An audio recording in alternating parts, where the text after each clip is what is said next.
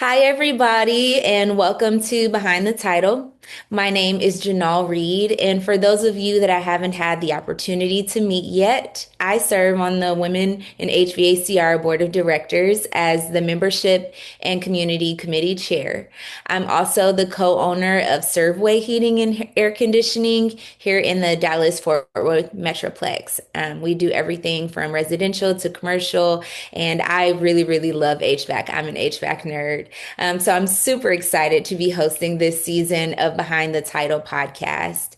We have some awesome speakers lined up and meaningful conversations that highlight the real journeys of women across our industry. So, before we get started, please make sure you subscribe to this YouTube channel so that you can stay updated on when new episodes are released. One thing that we've talked about as a membership committee is that this is such a great perk to being a part of the Women in HVACR, get to hear real people's stories. And so we want to also hear your comments, leave us some questions. Maybe we didn't ask all the questions that you want to ask our guests. So please feel free to chime in on this conversation. We'd love to hear from you as well. So, I want to take a moment to thank our sponsors.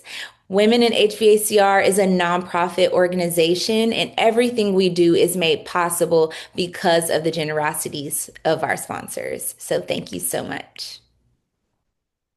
Okay, so let's hop into our conversation. As you guys know, we created Behind the Title because we believe your title is not what defines you, but it's your journey. So the stories behind how leaders grow, stretch, step into who they are meant to be is what truly moves our industry forward. So, for this quarter, we are talking about leadership and identity as women owners, as women in leadership. There are so many nuances that we could discuss about how do you transition into those spaces? What does building sustainably look like? What does growth look like? And so, I am excited to introduce our guest today, Sydnee Olsen. Sydney. Hello. Hello, Sydney. Welcome. I'm so glad you're here. Sydney serves as Chief Revenue Officer at Hook Agency, where she works closely with growth-focused businesses to help them scale through digital marketing and strategic growth initiatives. So she's passionate about building connections, strengthening brands, which we all need, and helping companies reach their full potential. So thank you for joining us, Sydney. I'm so excited that you're here. Thank you so much for having me. I'm excited to have a conversation and be a part of this. It's amazing what you guys do, and I love being a part of the community. Awesome. Okay, so to get to know you a little bit, could you tell us about you outside of work? What do you enjoy doing that's not related to your job? Yeah. Oh gosh, a lot of things. I actually just got back from a pretty big trip with my family. My brother lives in Hong Kong, so we went to Hong Kong, we went to South Korea, and I just love traveling and seeing new places and eating good food and meeting people from different cultures. I think that's a big part of what I just like to do in my free time is new restaurants and bars and reading and being with my friends. So I like to explore. Oh, I love that. Oh, travel is also really high on my list. So Yeah. which did you like more, Hong Kong or like what was your favorite place to visit? Or Yeah. did they all have different things? The two of us had a brief conversation on weather prior to this, and Right. Hong Kong was 95% humidity and about 90 degrees. And I am a Minnesota girl, so that was tough. But it's just so cool because it's like a such a melting pot of different cultures, but in Asia. Like it kind of almost feels like you're in New York, but then everybody is speaking different languages and everything is signs are in different languages. So it's just such a different like metropolitan feel. And then South Korea, we mostly spent our time in Seoul, was it had so much history to it. It had a lot of like the traditional feel. My mom grew up in Korea, so I'm half Korean. We got to wear traditional dresses, and I think it Oh, just has fun. much more of like a tie to their history that they want to keep. And I loved that. It was just such a different experience. Wow, yeah, that sounds really fun. I love when you can go deep into the culture and the Hmm. fact that you have those historical ties. I bet it made it so much more special. Yeah, it So was that's cool. awesome. And it's so interesting that you say Hong Kong was like really humid. Because like you said, we were just talking about weather. Did they have all of, I'm in Texas, right? So Hmm. even though it's really humid outside, everywhere you go, you still have that sweater over your shoulder because it's like freezing cold inside. Everybody has the AC blasting. Is it Yep. like that in Hong Kong or was it different? Yes and no. I think the humidity like seeped into a lot of the buildings still. So our hotel was interestingly on the top floor of a mall, a very tall mall, but my Mm. room still felt like a little wet, like it got cold, but I think they didn't quite have the humidity side of things figured out yet. Oh, gotcha. Yeah. I wonder if like windows open and doors open are like more normal. Because Yeah, and I think a lot of it too, like similar to New York, a lot of places are just really old. Like I my apartment in New York, we still have radiators and I don't have access to the temperature of my own apartment. And I think a lot of it there too is like a lot of mini splits and not necessarily having like central air type stuff. Oh, yeah. Yeah. No, I totally could see that. Okay. So what's something that people would be surprised to learn about you? Ooh, one thing I think in my role and then just kind of in the personal brand that I've built, I think people would be surprised to learn that I consider myself an extroverted introvert. I definitely recharge by being on my own. I have to hype myself up to, go into networking events and to have some of these types of conversations. Like I definitely still get nervous and I definitely still have a lot of it's easier for me to keep to myself. And so it's funny because I think I have really made this brand of being somebody who talks a lot about the confidence and putting yourself out there. And I think that's one thing that I love about it is because I really had to train myself to do it. That's good. And it definitely speaks to how you became an expert, right? Because it sounds like you discover something about yourself and then you put into practice the things that would help you overcome and be able to present yourself in a certain way. And now you figured out how to present that to others so that we could Yeah. all learn from it. I love that. Yeah, thank you. Yeah, tell us a little bit more about your role. What do you currently do for people Hmm. who don't understand or know what you do? Yeah, so I am, like you said, the Chief Revenue Officer at Hook Agency. So we focus on the search side of marketing for home service companies. So we really do everything on like the Google side of things, SEO, web design development, paid ads, and I get to lead our sales team. I have a lot with our marketing team, partnerships, just I think what I love about my role and how Hook Agency kind of started is we're really scrappy and we like to get our feet wet in as many things as we can. So I Mm, started at Hook as a technician 5.5 years ago. I was doing paid ads management. And when we were small at that time, I really just got to learn from so many different, like, moving into account management and then being a paid ads technician and then doing sales. I mm, just get to get my feet wet in so many different areas and have moved that now into the CRO role of how can I go to job sites? How can I really see what our clients are doing? And I get to utilize some of that like scrappiness in my continued learning, I think. I love that. I love that word scrappy too. Yeah, That's it's one of actually one my of our core favorites. values. Oh, really? Yeah, we're like we gotta do more with less. We gotta be scrappy. We gotta do everything that we can, and I love it Yeah. too. Yeah, yeah, because it speaks a lot to not just the knowledge that you carry as a leader, but also the grit. Like you're willing to get Right. in there and just learn as you go. Build the plane in the air is a great saying that I've heard recently. And I love, yeah, scrappy. It's like that's what it takes sometimes. And you Yep. guys have that as a core value. I love that. So talk more about what that leadership transition looked like for you. So, when did you start seeing yourself as someone who could lead? Yeah, that's a good question. I think I've always liked the leadership aspect of anything that I was doing. I think when I think about like school and education, I liked to take the leadership role of, okay, I'll delegate things, everybody send it to me, I'll put everything together, I'll kind of have that final say. So I knew I always liked the managerial aspect of things. But we at Hook Agency talk about leadership. I love the word leadership versus manager. And I think we have a lot of conversations around what does leadership actually look like. Mhm. I probably didn't start considering myself a leader until I was like even a year into my role as CRO, because I think there's so much to continue learning. And once you stop learning, you have that ceiling, right?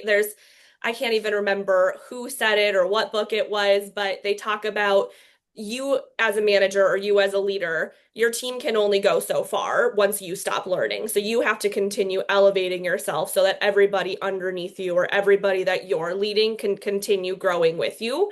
So I think it was when I probably like I made the determination for myself, okay, this is something that I want to do. I want to learn, I want to grow, I want to be a leader.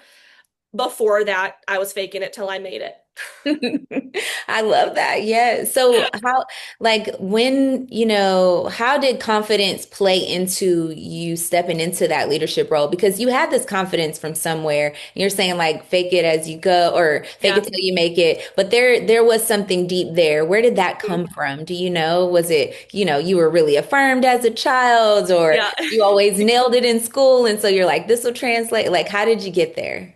Yeah, I think, yes, I think I was definitely affirmed a lot as a child. And my mom really like kind of ingrained within me that you can do anything that you set your mind to. She told me so often, like, you just have this quality about you that people like you. And it wasn't even that you're the smartest, you're the best, you're incredible at what you do, but it was a lot more about like who I am as a person, that people just like you. And I think that that has really just stayed with me of okay, if people like me, that's the first step that you have to take, and everything else I can learn. Everything else can come after that. And I Mhm. think when I see myself as a leader, I want to instill that confidence in my people as well, especially in sales. Like you hear no so many times, and it's really easy to just let that get you down. And so, yes, we role play. Yes, we talk about objections and all of the technical skills. But the more that I can just tell them, like, you got this. You are incredible. You are fun. You are great. People like you. I think it's just such a different thing that people don't often hear. Yes. Oh, that's so true. And I love how you make that difference when you're talking about leadership versus management and knowing like when you're leading people, it's about how are you pouring into your people? How are you Mhm. encouraging and empowering them? That's what I hear you saying. So it's like it's you're not taking on all the responsibility. You have confidence in your team. That's huge. Yeah. Yeah, and I like to think about people that have really helped me get to where I am. And a Mhm. lot of what I love about them is just like, you got this. Like you can do this. And Yeah. we need that push a lot because again, yes, we can learn all the technical stuff and without having that extra push or that extra layer of confidence, it's so much harder for us to do the task or for us to do the thing or for us to get out of our shell. And so I've really just, as that's something that's helped me so much, I want to make sure that I have those conversations with everybody that I can. Yes. Oh, that's good because I'm the same way. The mentors in my life, whatever they do really well, I'm just like, I can duplicate that. If I Right? can, do a little of what they've done for me, we're doing a good job. And on that note, how do you see women uniquely impacting leadership and growth across the country as you're interacting with different businesses and helping them? Yeah, I think that as women, we definitely have a lot of things that we've had to overcome in terms of being leaders. And one of them is women are too emotional, right? Everybody always says, well, women can't be leaders because they have too many emotions and whatever it might be. But I actually think that having that emotion makes you a better leader and Mhm. being able to treat people like people. Like you just said, looking back at managers or mentors or leaders that you've really learned from in the past, it's people that see you as a person. And I think we so often can feel like we're just another number. And people say too, you don't leave a job, you leave your manager.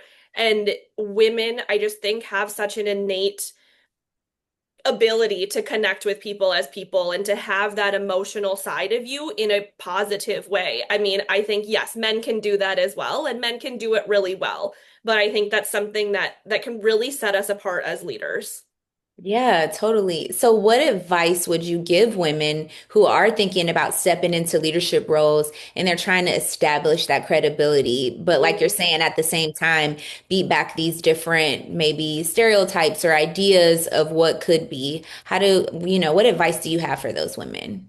Yeah, I love that question because it is such a fine line, right? Like we do still need to be strong in our opinions and be able to give feedback and have tough conversations, but doing it from a place of caring. I think that's my biggest advice is everything that you do, do it from a place of like true care. If I'm giving you feedback on something that you did or how can I make you better, I'm doing it because I care about you and I want you to do better. And not just saying it, but yes, say it. Tell your people that too. Like we're going to have hard conversations, but it's because I care about you, but actually do it. Mhm. Uh, I think so many people think of their jobs as, yep, it's my 9 to 5. I do this 40 hours a week. But 40 hours a week is so much of our time and it's so much of our lives. And I'm a little bit nerdy in the fact that I love my job and that I love my career and I love what I do. And if you can actually have that true love and care, it's going to come out in a positive way of being able to have some of that credibility because it's real and honest. Yes, yes. And it helps to build up who you are as a leader. You stick out, and then you often speak about personal brand as well. So Mhm. could you talk about that a little bit? Also, why is personal branding important for a woman who is stepping into leadership, or especially in our industry where we're still establishing, that visibility? How is that personal brand important?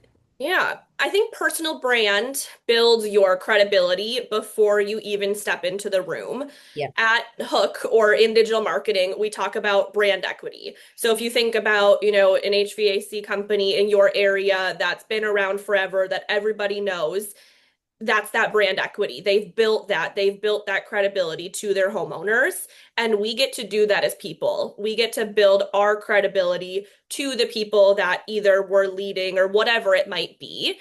And I think it just helps establish, okay, listen to what I'm talking about. Trust me, believe me, because you know a little bit about me previous to that. So I think it's building your personal brand on something that you care about, on something that you know, but also just on being a professional. Yeah, that's good. And then, you have your own personal brand, but you also represent a company, right? Yeah. And so that kind of feels like a fine line. Maybe some people, like I own my company, right? So me building my personal brand and my business brand kind of really go together. But if you're Yeah. not the owner, could you speak to that? Like, how did you do that? How did you build a strong personal brand while growing in leadership inside of a company, if that makes hmm Yeah, I think I've done them in parallel to each other. So I sense? think a lot of people in this industry probably know me as Sydney from Hook, right? They go hand in hand, but Hmm. they might not even know what Hook does or who Hook is, but they know that that's where I work because I've been able to bring that part of me along with my personal brand. So I want people to know me as, yep, Sydney from Hook, but these are the things that she's great at. These are the things that she knows. This is what maybe I can come to her for advice on. So I think it's just building the two of them together. I don't feel like if I were to leave Hook Agency, I would lose that personal brand. Or if I were to change my personal brand, it would change who I am at Hook Agency. Mm. Okay, that makes so much sense. So, Sydney, if someone is thinking about Sydney from Hook, what are a few words that would come to mind based on the way that you've built your personal brand? Ooh. Hopefully energizing, Yeah. um, confident, caring, educational. Love it. Yeah, I would say yes to all those. Those I are the things appreciate that. that those are definitely all the things that come to mind. Let's talk about common mistakes that women make when it comes to their visibility and leadership. hmm Um, Common mistakes. I think one thing is pigeonholing yourself and making yourself only one thing. And maybe that is going back to how can you kind of build your personal brand as well as I'm working at a company that I don't own. And it might be that I attach myself way too much to my company, and that's all that I am, is somebody who works at this company versus what do I actually bring to the table or something that maybe they stick to just one thing as the landscape of the world is changing so quickly. Things with digital marketing are changing so quickly. And if you attach yourself to something that maybe in a year or two doesn't have the same relevance, you do have to kind of reinvent yourself. So just diversifying yourself, finding things that can move along with the way that the world is moving along. Yes, yes, that is good because I could see that being the case where you're really attached to one brand or one piece of identity. And then, what actually makes someone like wonderful, desirable, unique is what they bring to the table, like you Mhm. said. So to make sure you're highlighting those things because that's actually what makes you stand out, not the one thing that the company is known for, but what are you Yeah, really good at? So, yeah, that's such a good absolutely. point. And you just talked about the digital marketing that you do. So, could you tell us about how your role is focusing on digital marketing and growth strategy? And what does that look like for what you do for companies now? Yeah. So we focus on building the authority of somebody's website so that when homeowners or property managers or whoever your ideal customer is searching online, we want you to show up. So we do everything again from building the website design and development to the ongoing services. I think one important thing to note too, as we just talked about the changing landscape of everything, is how are things changing and how quickly are we adapting to them? Obviously, AI is something that everybody is talking about right now and afraid of. And I think that's very reasonable to be a little bit afraid of it, but also using it as a tool in your toolbox. How can you use this to do more work with what you have, to be scrappy, to be more effective? And I think that's something that we're really great at is utilizing these different things that are changing to just make us better. Mm. Does Okay, that that's answer good. that question? It does. I guess one question I had is, where would someone start if they have a great website, right? They have a customer base, but they're wanting to come up with a growth strategy that helps Mhm. in that direction. What are some like first steps besides hiring Hook? What are some first steps that you think they should take? Yeah, I like to work backwards from strategy of what are your goals? What is your Hmm. goal for the next year, 3 years, 5 years? Is it a revenue goal? Is it a lead number? Is it that we want to hire three new technicians and get another van? And then working backwards from there on what do we need to do to get there? I think the digital side of things is so important because a lot of companies, and I think a lot of HVAC companies are second generation or third generation who have such great brands and have such great word of mouth and referrals. But at some point, those referrals are gonna they could slow down, right? There's only so many people out there who can know about you. And so by diversifying your digital marketing as well, just having different avenues of where those leads can come in is going to help you just continue to grow on more of a holistic level. So I think if we're looking at the 1 year plan, paid ads are a great way to get leads in quick. And when we're looking at the longer term plan of more sustained growth, we want to be doing SEO. We want to be focusing on your Google business profile. We want to be showing up in AI search results. So it's a start small and then layer things in versus what can I swap out? We're getting referrals right now, and then we're going to start getting paid ads leads, and then we're going to also start getting SEO leads versus I only have this much money and I want to do one or the other. We want to stack things on top of each other. Oh, okay, that's good. Okay, so I'm asking for a friend, not for me. But if you're someone who doesn't necessarily love being on social media, right? What's one, because I do know, like you're saying, you're layering all these different things, and we're talking about building our brand, our personal brand, and we know that your social media presence really feeds into that. And so, what would be a good, like, first step or even a platform that you think that, a girl should start with if she doesn't love being on social media, but she needs to do it? Yeah. I think one thing that you could do on social media without it feeling scary is start just sharing content. So not like it doesn't have to be your face, it doesn't have to be a photo or a video, but if you see a blog post or if you see a video that pertains to work that you do, share that on social media. So it can be a little bit faceless in the beginning, but people are going to start to see your name, they're going to start to see your profile picture. You can start commenting on other people's things and then pushing yourself to do something that scares you a little bit more. So you're starting to get your name out there, and then maybe I do post a selfie. Maybe I'm at a job site, or maybe I'm at a networking event and I just post a picture of my face. And then maybe the next time you go a little bit further and you do a quick video. But I think you can do a lot without having to make yourself the face of that social media. I Mm. think another kind of platform that you should be utilizing, it's not necessarily your personal brand, but posting on your Google business profile, just posting updates on there, really making sure that Google sees that you're being consistent. So it's not your personal side of things, but that's really going to help your business. Wow, that's good, Sydney. I have not heard one person give that piece of advice. The reposting and sharing Yeah, thing is a way to like dip your toe in there and just get started. That is really good. I haven't heard that one. So thank you thank for you. thank you for Yeah, that. comment on things and just be engaging, comment on other people, talk Yeah. to them, start joining groups and being active in those. And I think once you start, social media has such that addictive piece of it, right? Where you're like, oh, somebody liked my comment. And then unfortunately, it's not that I want people to want this, but you do get a little bit addicted to that. You're like, okay, now I want what else is helpful? What else are people gonna like? What else are people Right. gonna want to see from me? I think it can become a little bit easier from there. Yeah, no, definitely. That's such good advice.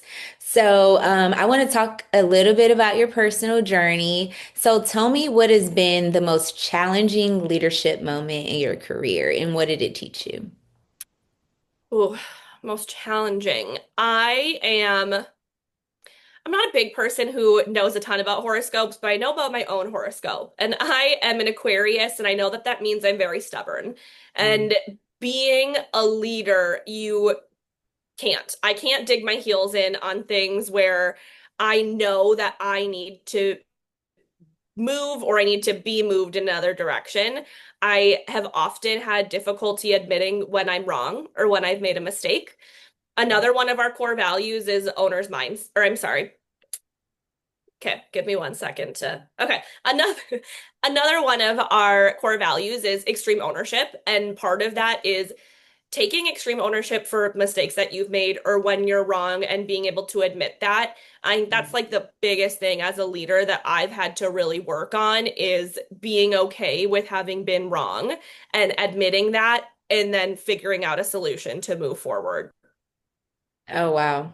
Okay, that's a good one. That is a really good one because you're right. That is a huge piece in being a leader. It's all about ownership. We Mhm. own, we get to take credit when it's going great. We also own it when it's not going great. So, Yeah. And it's yeah, a trust builder too of in sales it's called like a damaging admission and sometimes that it builds trust with whoever it is that you're talking with and as somebody that is being led, an individual contributor, or whatever you are on your team, you know when somebody, you're like, ugh, they made that mistake and they just won't admit it and it's so annoying. And I don't ever want to be the person that's like, gosh, Sydney can just never admit when she makes a mistake and she's yeah. so stubborn. So it really is, it's a trust builder with your team too. Oh, totally. Totally. So we've had some great conversation. I would love to ask you just a follow up last question about your personal journey. I know that most women, when they tune into podcasts like this, they want to know, how do you step into leadership? How do you lead so well? And then also balance and take care of yourself. Mm. So do you have any last thoughts, recommendations for women that are really stepping into their leadership? They are going hard as you do, living in New York. I mean, that in itself is a hustle, right? You're getting gritty, but how are you Yeah. also taking care of yourself at the same time? Good question. I think part of something that's helped me so much, and it wasn't something that I wanted to do on my own. Shout out to Tim Brown, our owner. He really pushed me into reading leadership books. And before I saw myself as a leader and before I considered myself a leader, reading things like Radical Candor have just really helped me grow as a leader. But to balance myself out, I try and get out. This is insane. I work from home now and I have to tell myself I have to go outside today. So I try and make sure that I get myself outside, whether I go for a walk or just sit outside for a little bit. I need to get out of my little workspace. And then I'm a person who recharges on my own. I could sit in my apartment for a month straight and never talk to anybody and be okay with that. So I also want to make sure that I am going and seeing friends and trying something new and reading books and just taking the time that I'm not working to do something that either scares me, excites me, or fills my cup. Oh, yeah, I love that. Thank you, Sydney. Thank you for sharing all this. Yeah. Thank you for joining us today and sharing your story. Your journey is really inspiring. And this is how we help businesses and other women in HVACR and all the different areas become more empowered and push our industry forward. So we're really grateful for you being vulnerable and sharing all these great tips, because you actually brought it today. You brought the gold. So thank you. Thank you. Thank you so much for having me be a part of this community, and I am very grateful. Awesome. Thank you. And thank you, everybody who has watched this episode of Behind the Title. Like I said, make sure you leave a comment. Sydney is a part of our Women in HVACR community. And so you'll run into her at conference. That'll be a great opportunity for you to maybe grab coffee with her, ask more questions. So engage here on this platform. And I'm sure she'll be excited to meet you in person. We'll see you guys next time. Thank you.